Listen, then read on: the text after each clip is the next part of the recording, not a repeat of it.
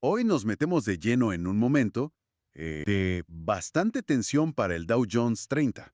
Estamos hablando de octubre del 2025, por ahí del 22-23. Imaginen la escena. El índice rozando máximos históricos, pero con una niebla terrible por el cierre parcial del gobierno en EEU. Sin datos oficiales, ¿eh? Exacto.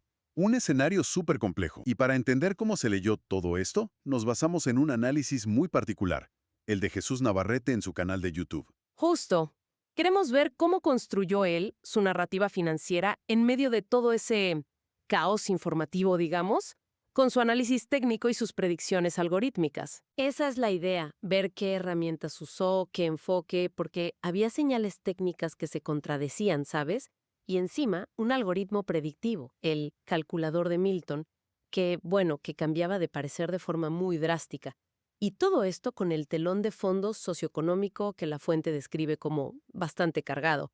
Es interesante ver cómo se arna el relato sin las referencias habituales. Totalmente. A ver, empecemos por la situación técnica inicial, digamos.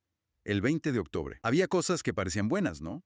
Una señal alcista, esa vela inteligente, se rompían medias móviles, parecía que todo iba para arriba. Sí, pero ojo, la misma fuente advertía de señales preocupantes.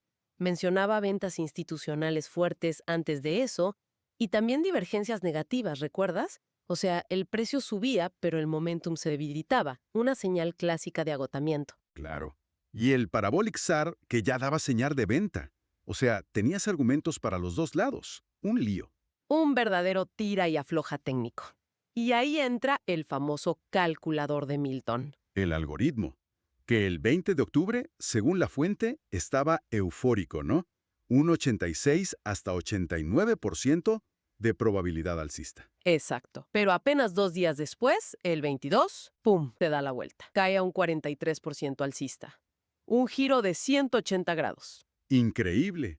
¿Y qué nos dice eso? Pues primero, la volatilidad de estas herramientas algorítmicas, sobre todo sin datos externos fiables. La fuente lo vincula al rechazo del precio en las bandas de Bollinger el día anterior.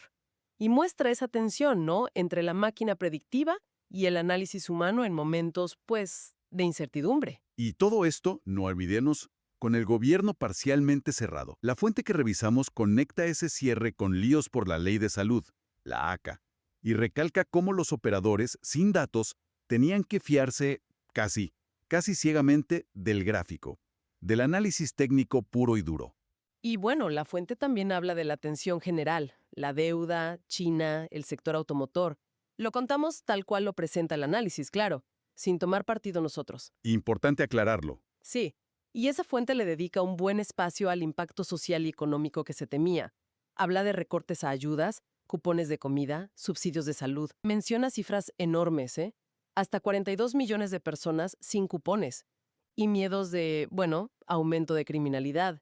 Un golpe económico fuerte para los estados y el país. Cifras de miles de millones creo que mencionaba. Y crisis por el costo de la comida versus el salario mínimo, la fragilidad de ciertos empleos. De nuevo, es la perspectiva que da la fuente analizada. Vale. Entonces, el 22 de octubre el mercado cae. Y la fuente lo relaciona con esa idea de la tríada de la vela inteligente.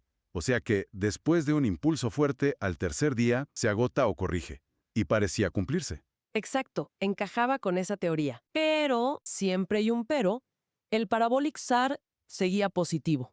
Ahí está. O sea, no era el fin de la subida. Podía interpretarse como un retroceso perfecto, ¿sabes? Una pausa para seguir subiendo. Más leña al fuelo de la confusión. Vaya panorama. ¿Y el calculador? ¿Qué dijo para el día 23, después de la caída? Pues mira, se ajustó otra vez al alza, pero más cauto. Daba un 69% alcista con riesgo mínimo. Pero lo interesante es cómo la fuente detalla el proceso para llegar a los niveles clave.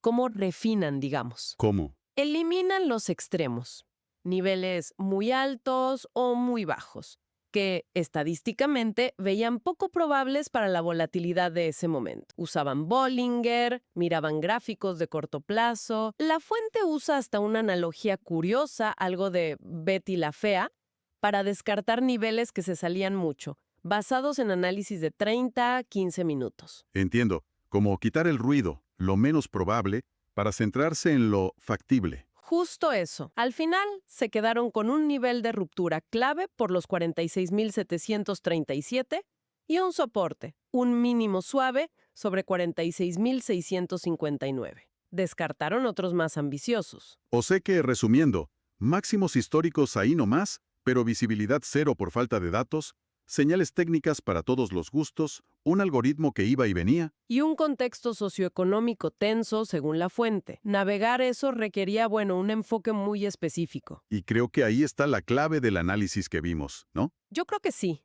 Lo que sugiere es que en estos momentos tan raros, sin los datos macro de siempre, quizás las pistas más útiles no están en los grandes titulares ausentes, sino en señales más internas del mercado. El volumen, la rotación sectorial, cómo reacciona el precio a noticias pequeñas. Buscar dentro del propio sistema. Y eso nos deja pensando, ¿no? Una reflexión final basada en todo esto que analizamos hoy. Ante escenarios así, tan complejos, ¿qué tanto peso le damos a las herramientas algorítmicas? ¿Qué tanto al análisis técnico de siempre? ¿Y qué tanto al contexto general al armar nuestra visión del mercado? ¿Cómo se equilibra la matemática con la incertidumbre del mundo real?